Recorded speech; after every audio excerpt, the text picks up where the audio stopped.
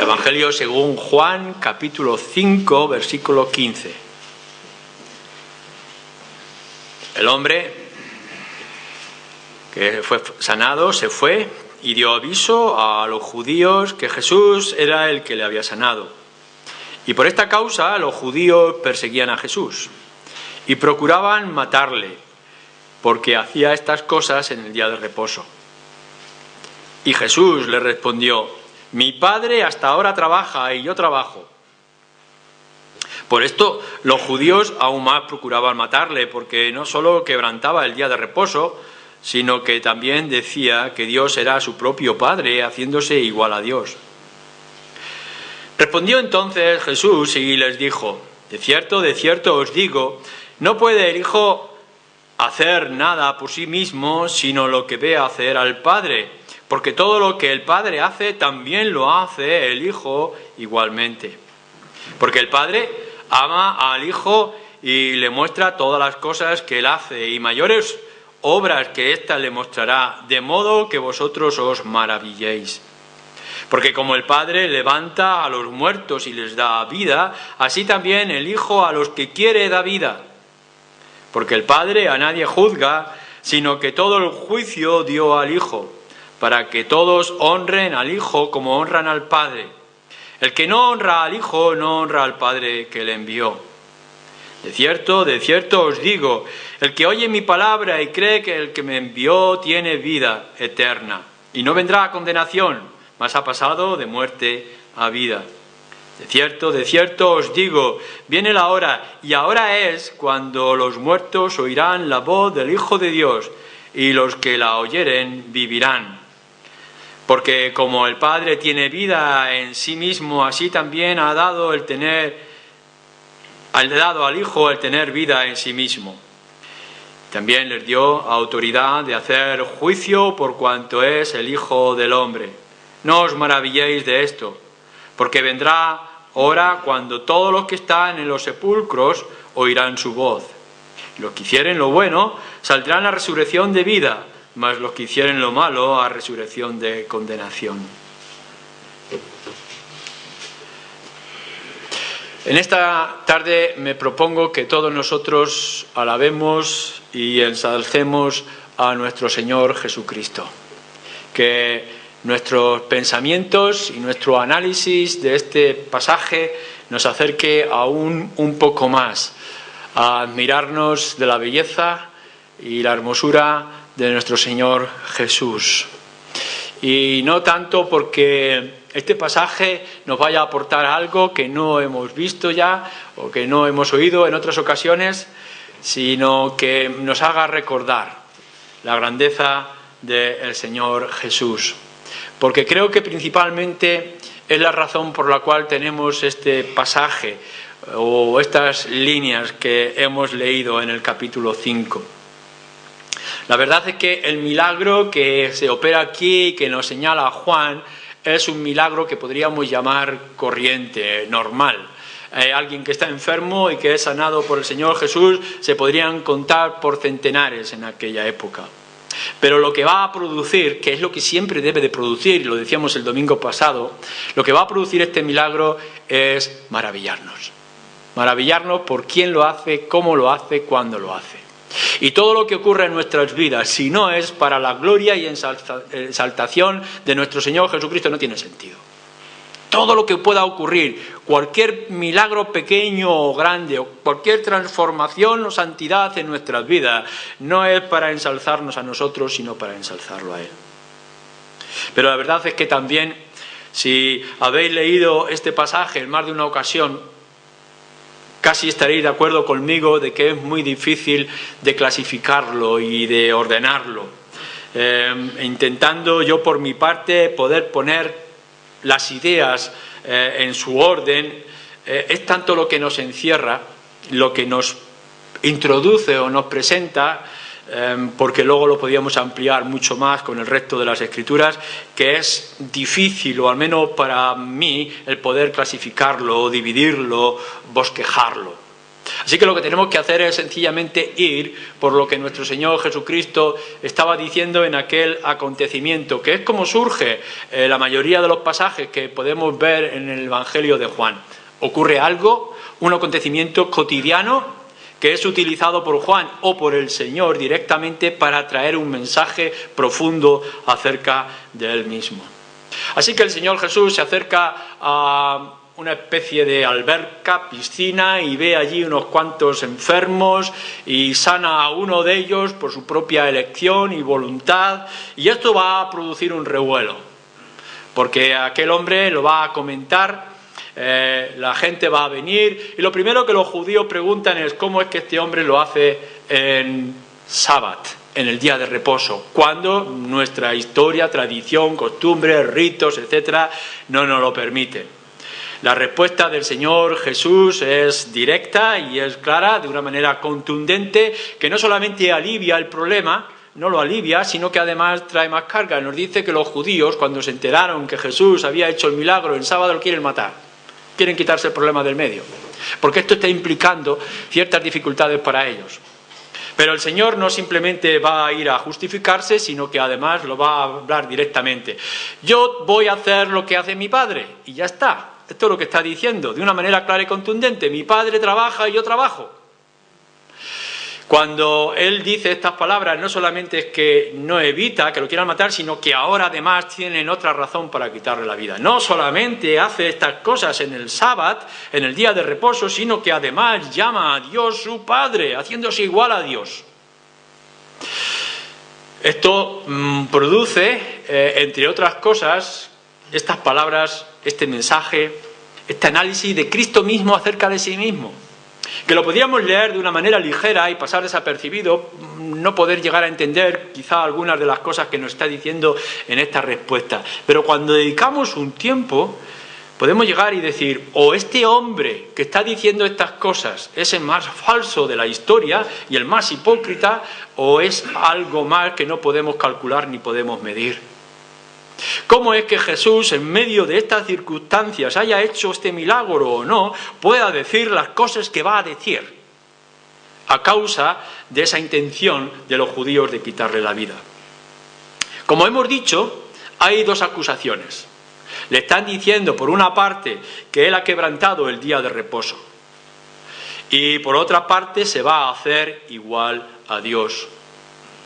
Bueno, con respecto al día de reposo lo hemos dicho muchas veces y hay varias lecciones que vemos en otros lugares. Nuestro Señor Jesús enseñó en más de una ocasión que el día de reposo era para hacer misericordia también. Es verdad que está en la ley, los 10 mandamientos, pero antes es hacer misericordia. Si se cae tu asno, no lo vas a levantar. ¿Cómo no vas a ayudar a esta persona que está enferma? Por tanto, cuando vosotros lleguéis al día de misericordia, al día de reposo, pensar que si hay que hacer misericordia, hay que hacer la misericordia. Pero además también dice en otros lugares que el Señor Jesús es el Señor del sábado. No podemos juzgar al Señor por el sábado, tenemos que juzgar al sábado por el Señor. Y por tanto es Jesús por encima de esto. El Mesías, el siervo de Yahvé, está por encima de lo que el sábado pueda representar. Pero es que además aquí ahora nos dice que yo tengo que hacer la voluntad del Padre y por tanto hacerse igual al Padre en su actividad es hacerse igual a Dios. Y Él dice, bueno, mi Padre ha estado trabajando, por tanto yo seguiré trabajando igual que Él lo hace. Al hacerse igual a Dios, al llamar al Padre como una relación íntima, no es el Señor Jesús que lo esté diciendo aquí como todos somos hijos de Dios, sino que Él lo está haciendo como una distinción del resto de la humanidad. El Padre tiene una autoridad a la hora de obrar y yo, como soy su hijo, tengo esta autoridad también igual que Él. Y por tanto seguiré haciendo la obra que mi Padre hace. Fijaros lo que esto está implicando y lo que esto está significando. Tiene lecciones importantes porque nos está introduciendo, por ejemplo, en lo que es la voluntad de Dios y lo que es la obra de Dios a través de la historia. Si vosotros vais, por ejemplo, a Génesis y recordáis los 6 días de la creación, y nos dice que el 7º día Dios reposó. Y entendemos que en un principio, bueno, Dios hizo todas las cosas y por tanto Dios dejó de hacer todas esas cosas. Pero lo que nos enseña la Escritura y lo que nos está enseñando el Señor Jesús es no es así. No es que Dios ya nos haya dejado, el que Él haya tenido 6 días de trabajo y el resto se haya apartado de toda esta acción. Dios sigue gobernando el mundo. Dios sigue trabajando desde principio a fin. Dios no tiene un día inactivo. No sé si podéis ver la lógica. Los judíos estaban diciendo, los hombres tienen que trabajar 6 días y tienen que reposar uno, el séptimo, porque Dios así trabajó 6 días y el séptimo no hizo ningún tipo de obra. Y el Señor Jesucristo está trastornando toda esa sabiduría humana y está diciendo, sí es verdad que Dios ha establecido esto, pero mi Dios, mi Padre, trabaja y yo trabajo. El Señor nunca ha dejado de obrar. Su obra, la obra que está diciendo el Señor, no es tanto la de crear. No es que el Señor esté creando otros mundos, no lo sabemos, no es que esté creando en otros 6 días, en otro espacio del universo.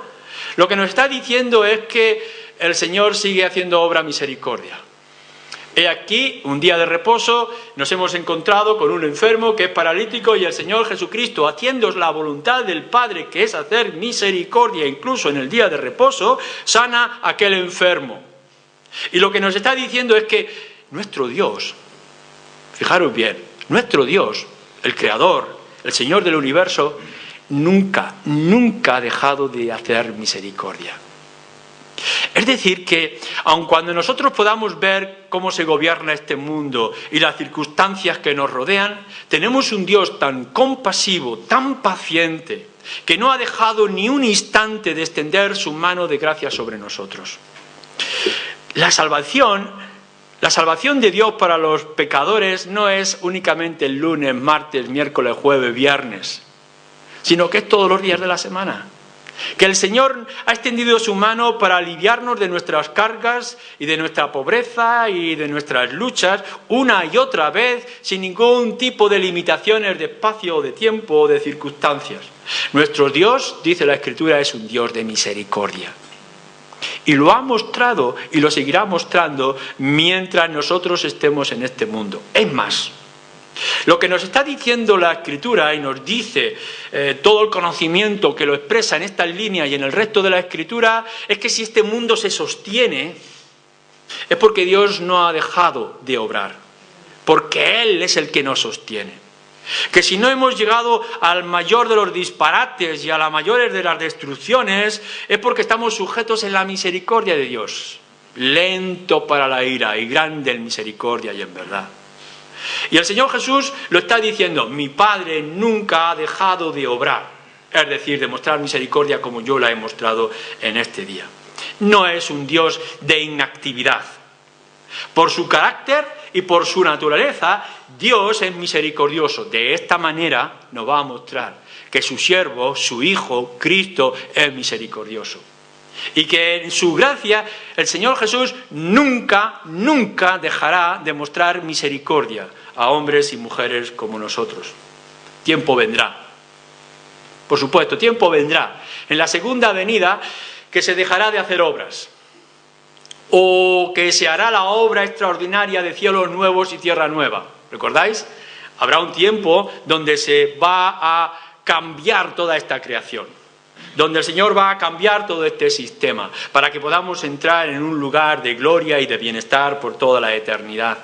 En aquel tiempo donde se haga ese trabajo de remodelar, de cambiar todo lo que está a nuestro alrededor, tiempo habrá que el Señor trabaje. Pero mientras tanto, cuando nosotros nos acerquemos al Dios, no es simplemente un Dios sustentador, un Dios que gobierna, un Dios que dirige, sino que es un Dios que obra para tu bien y para el mío. Y que en medio de esa inmensa misericordia que Dios ha mostrado sin reposo, es lo que le ha llevado a traer la mayor muestra de amor y de perdón para los pecadores, que es su Hijo Jesucristo. Es porque Dios no para de hacer misericordia y de hacer su obra que le dicta su naturaleza misericordiosa y bondadosa, es que nos ha permitido tener a un siervo y a un Cristo como el que nosotros tenemos. ¿Cómo no voy a hacer yo la obra de mi Padre si soy el resultado de la obra de mi Padre? de misericordia para con vosotros. Y por tanto, el Hijo, Cristo, nuestro Señor, obrará de la misma manera. ¿Cómo es tu reacción a todo esto? Mirad, ante lo que nos está mostrando y nos va a mostrar, tenemos dos posibles reacciones. Una es la de en contra, simplemente rechazarlo, oponerte. Esto es una locura. El pensar que el Dios gobernante es un Dios personal y que tiene misericordia y que esa misericordia le lleva a dar a su Hijo y que ese Hijo no va a cesar de mostrar la misericordia del Padre para nosotros obrar, un Dios que interfiere en todas nuestras situaciones para sacarnos de los conflictos que nosotros mismos nos hemos metido, esto es un absurdo. Y podemos entender que como los judíos lo único que se les pueda ocurrir es quitar del medio aquellas ideas. O es el de la admiración y el de la rendición. O te lleva a la indiferencia, al olvido, a negarlo, porque la neutralidad no existe. La hipocresía sí, pero no la neutralidad como tal. O te lleva a decir, rechazo todo este absurdo del cristianismo y de un Cristo dado para salvación de los hombres, o me rindo a esta inmensa muestra de amor y de poder y de gracia para conmigo. Porque la grandeza de Dios que nos va a mostrar este pasaje no es únicamente que hay un pozo donde un ángel viene y mueve las aguas para que los enfermos sanen. La grandeza de todo esto es que es un Dios que no ha dejado de trabajar para nuestro bien y para nuestra salvación. Que aun cuando hemos hecho un desastre en corromper este mundo que nos rodea por un corazón caído y arrogante como el nuestro, podemos ver que constantemente el Señor extiende su mano para que tú y yo, todos nosotros, podamos encontrar reposo y salvación. Nuestro Señor Jesucristo, ante la reacción de aquella gente, de aquellos judíos que quieren ahora con más razón quitarle la vida, enfatiza mucho más acerca de sí mismo.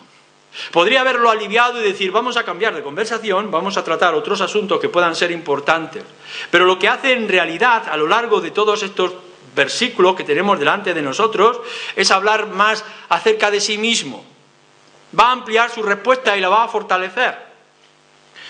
¿Cómo lo podríamos ver a partir del versículo 19? Bueno, si os dais cuenta, hay al menos 4 porqués en respuesta al versículo 19. Respondiendo entonces Jesús, les dijo, de cierto os digo, no puede el Hijo hacer nada por sí mismo, sino lo que ve hacer el Padre. Pues viene, porque todo lo que el Padre hace, también lo hace el Hijo igualmente. Versículo 20, porque el Padre ama al Hijo y le muestra todas las cosas. Versículo 21, porque como el Padre levanta a los muertos y les da vida, así también el Hijo a los que quiere dar vida. Versículo 22, porque el Padre a nadie juzga, sino que todo el juicio dio al Hijo.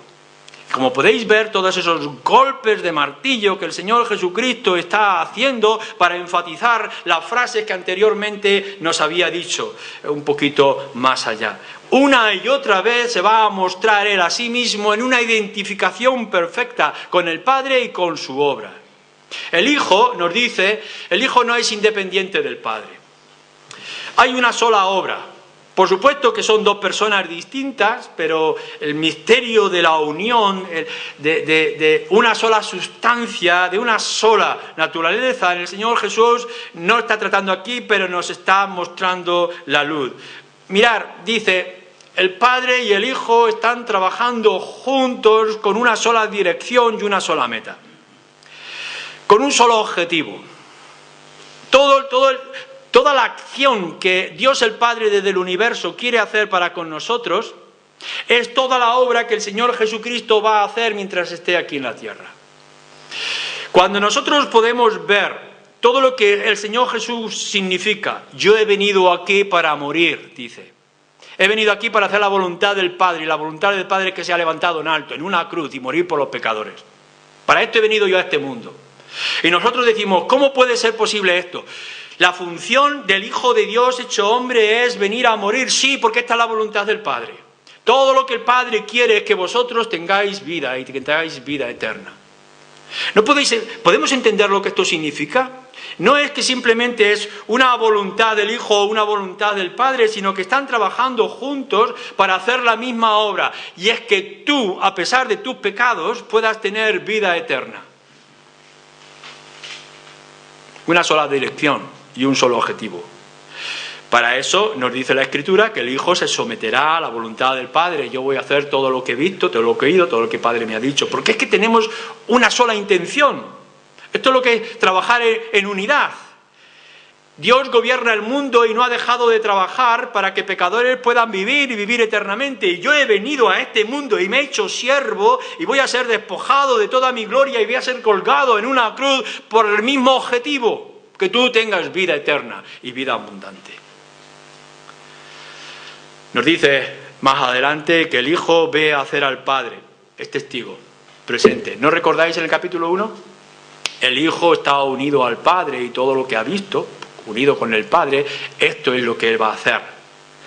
No es alguien que ha salido de este mundo, nos dice la Escritura y nos dice Pablo, sino que es alguien que ha descendido del cielo. Lo que Jesús nos tiene que enseñar, el siervo, no es algo aprendido en los libros, no es algo experimentado en las obras de aquí, sino algo que Él mismo ha sido testigo.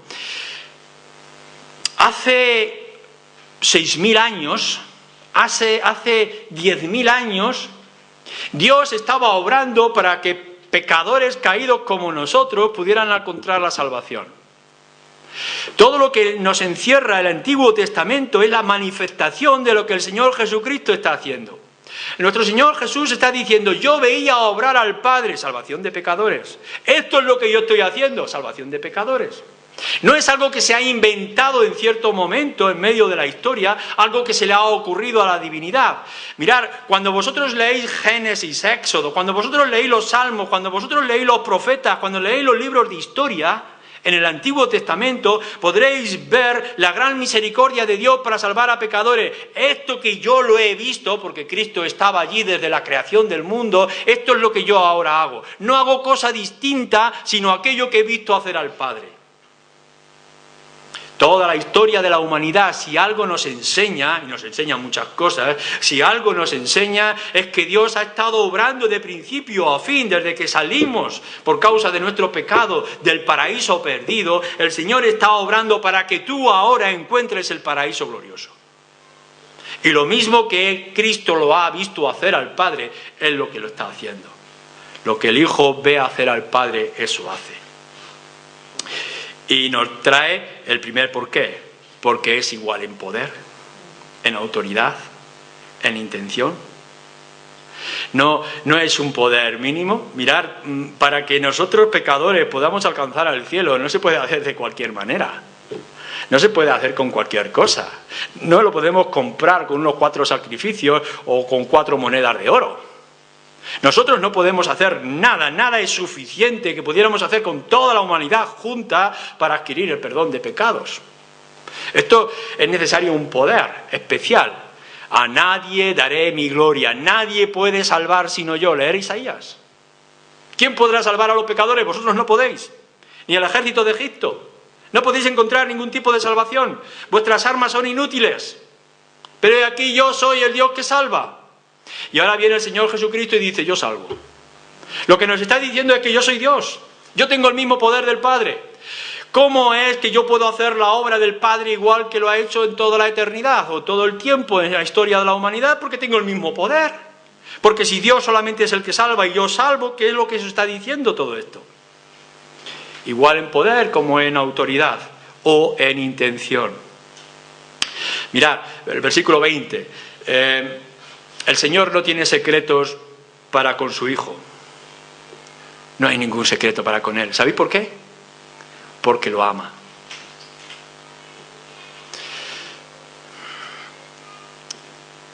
Quizás muchas veces estamos confundidos cuando citamos de memoria, porque seguramente todos vosotros podéis citar de memoria Juan 3:16. De tal manera amó Dios al mundo que ha dado a su Hijo. Pero ese versículo no es suficiente. Porque lo que tenemos que decir es que desde antes de que nuestro Dios amara al mundo, Él llamaba a su Hijo. No ha dado algo que aborreciera, Ha dado a su único Hijo.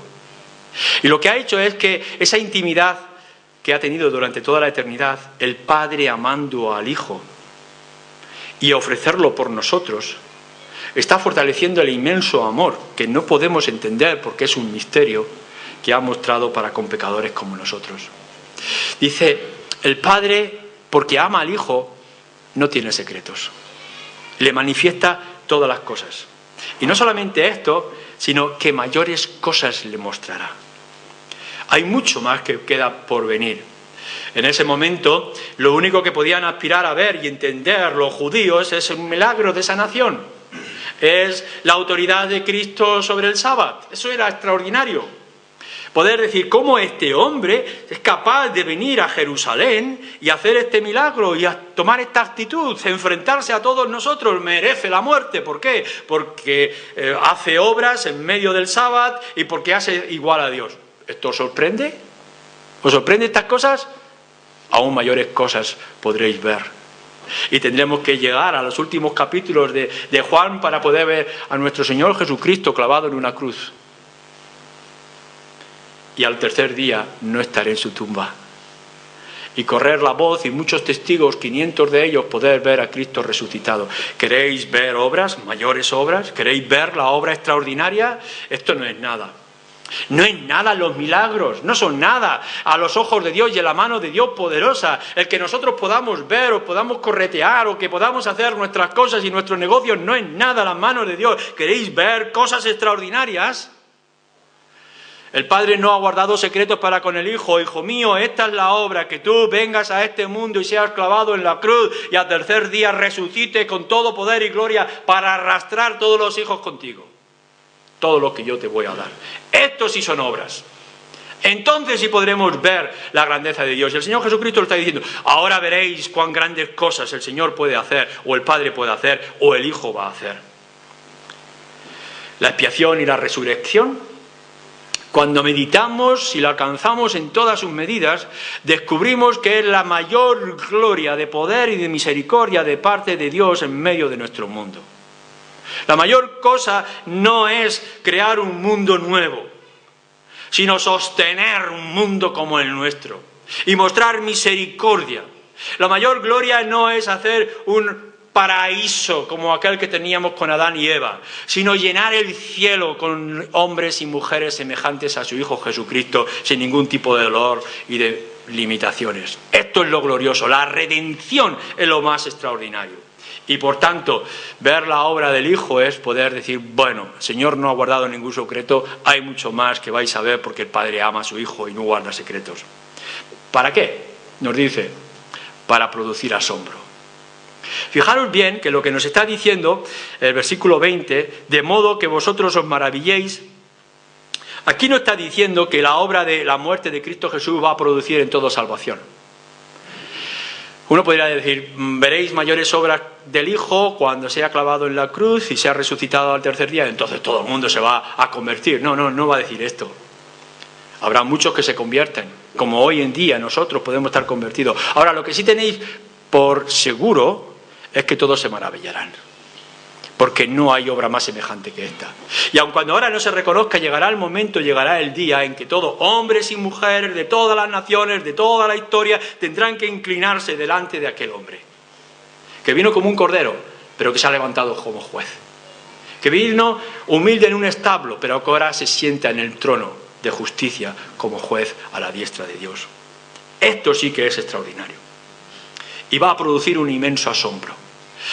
Te queda una reacción importante ante estas meditaciones, y es que o vienes a los pies de Cristo ahora, o tendrás que hacerlo después, sin ningún tipo de solución para ti. Versículo 21.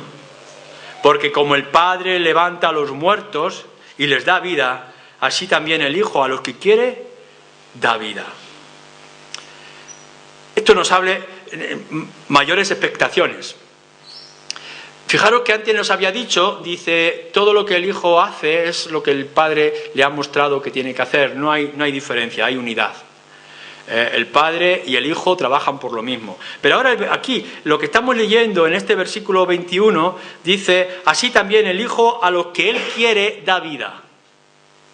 Es decir, que hay una especie de voluntad soberana en el Hijo para tomar a aquellos a los cuales quiere dar vida. No es que haya diferencia entre el Padre y el Hijo, sino que le está dando unas características a Jesús, a nuestro Señor, como Dios.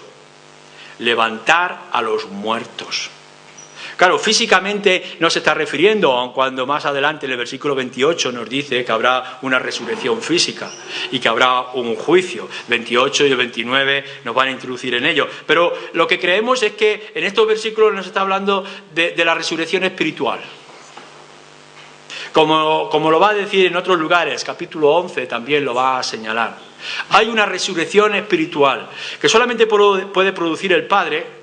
Es decir, si estáis muertos en vuestros delitos y pecados, podréis vivir gracias a la obra de Dios el Padre, pero es que estáis muertos en vuestros delitos y pecados y la única manera que podéis de vivir es que Cristo Jesús muera por tus pecados.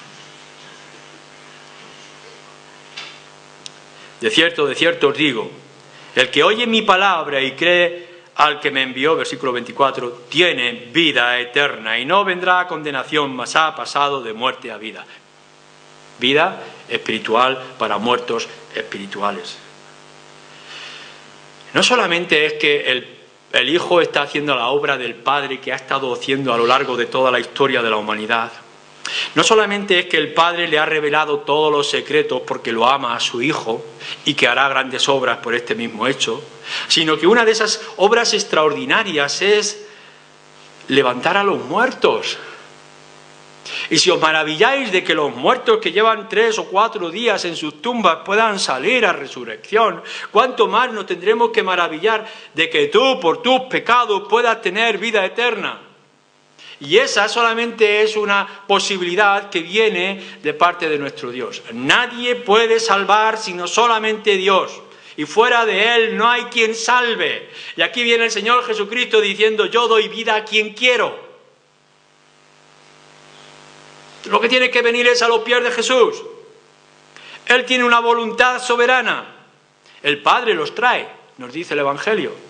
No se va a salvar si el Padre no los trae, pero es el Hijo el que los llama. A todo el que llama y oye mi voz y viene a mí. Y no vienen sino el Padre no los trae. ¿No podréis ver esta colaboración entre el Padre y el Hijo? Esa íntima relación para que tú, pobre criatura pecadora que has estado durante todos estos años rebelándote ante la voluntad de Dios y que has acumulado tantos pecados para merecer tu condenación eterna en el infierno y que ahora el Padre quiera trabajar extendiendo su gracia para ti y que el Hijo quiera trabajar levantando su voz para que tú la escuches y llevándolo a Él en la cruz para que tú puedas tener vida eterna. Mira, si tú tienes vida eterna y alcanzas el cielo no es porque tú quieras, sino porque el Hijo da vida a quien quiere. Y la única posibilidad que tú y yo y esta humanidad tiene es que el Señor quiera mostrar misericordia a quien quiera mostrar misericordia. Pero sigue además estos porqués, dice el versículo 22, porque el Padre a nadie juzga, sino que todo el juicio dio al Hijo. Juicio aquí quizá del Evangelio, capítulo 3. Cuando dice los que no han creído en mí ya han sido condenados, o se refiere al juicio que vendrá en el día final cuando toda la humanidad se presente delante del gran trono blanco para ser juzgados por lo que tienen o por lo que no tienen delante de Dios. No sé si lo que se está refiriendo aquí es el juicio constante a aquellos que rechazan o a aquellos que aceptan el Evangelio, o se refiere a aquel último día. Pero lo que sí tienes que tener claro es que el juicio que tú tienes que pasar está en las manos de nuestro Señor Jesucristo porque el Padre se lo ha cedido al Hijo. El único que puede dar vida y el único que te puede sostener, el único que te puede aliviar es nuestro Señor Jesucristo. O lo tienes a Él o no tienes a nadie. O Cristo está a tu favor o está en tu contra. Porque no podemos tener las dos cosas. No podemos caminar en un camino neutral e indiferente. O estás con Cristo o estás en contra de Cristo, o lo tienes de cara o lo tienes a tu espalda, o lo tienes a tu favor o lo tienes en contra, no tienes otra opción, porque el Señor Jesucristo tiene todo juicio para contigo. Él ha venido a juzgar, no a juzgar en las cosas, nos dice en otro lugar, en las cosas pequeñas y diarias. El Señor no ha venido a decirte aquí ahora lo que puedes hacer o no puedes hacer con tus negocios, está toda la Escritura. No a traer los problemas entre hermanos, como nos dice en otro lugar, pero sí ha venido a traer un juicio final. ¿Cómo son tus obras? ¿Cómo es tu vida? ¿Cómo es tu corazón? ¿Qué es lo que estás haciendo? ¿Cómo estás actuando? ¿Qué le vas a presentar en el día del juicio? Esto es lo que te interesa analizar. ¿Qué es lo que le vas a presentar al Hijo? Puesto si Él es el que tiene que morir en la cruz, es Él el que te va a juzgar, es el que da vida a los muertos, Él es el juez. Y todo esto nos lleva a algo importante, versículo 23, para que todos honren al Hijo como honran al Padre. El que no honra al Hijo, no honra al Padre que le envió.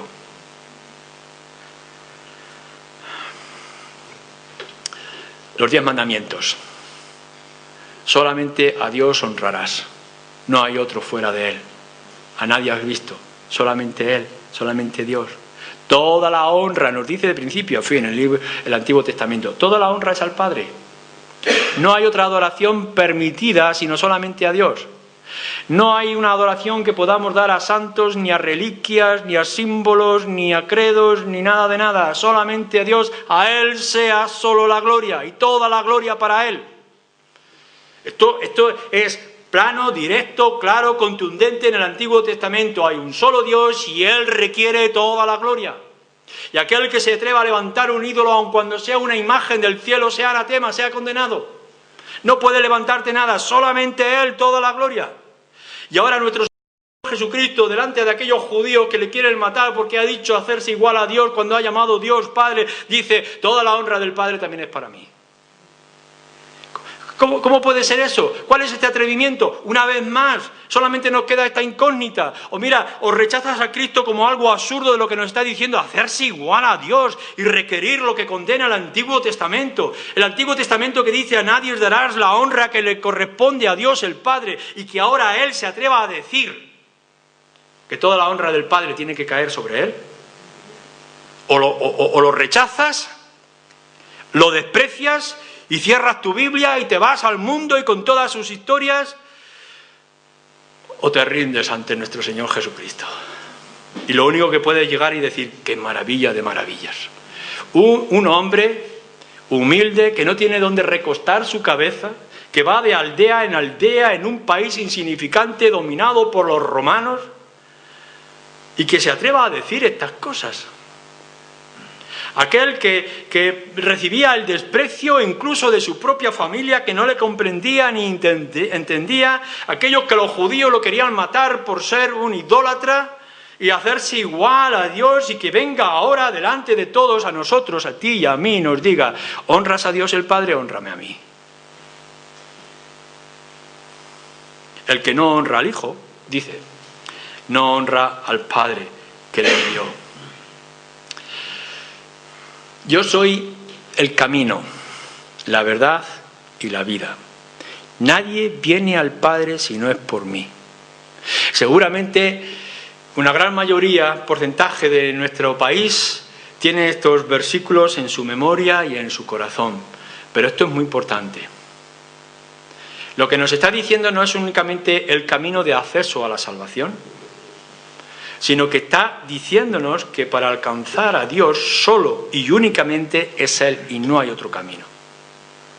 Es más, lo que nos está diciendo en esta tarde a ti y a mí es, mira, si tu vida no está inclinada a los pies de Cristo, si no le das a Él toda la honra y toda la alabanza, si no le reconoces a Él como el Señor de tu vida y con toda la autoridad, si no ves de manera clara que no hay esperanza para ti, sino solamente en el Señor Jesucristo, no solamente que estás despreciando la salvación y la eternidad, sino que estás despreciando a Dios mismo. Porque lo que nos está diciendo el Señor Jesús, mirad, es que si a mí no me honráis como no honráis al Padre, como honráis al Padre, estáis despreciando a Dios el Padre. Creer al Hijo o aceptar al Hijo es aceptar al Padre.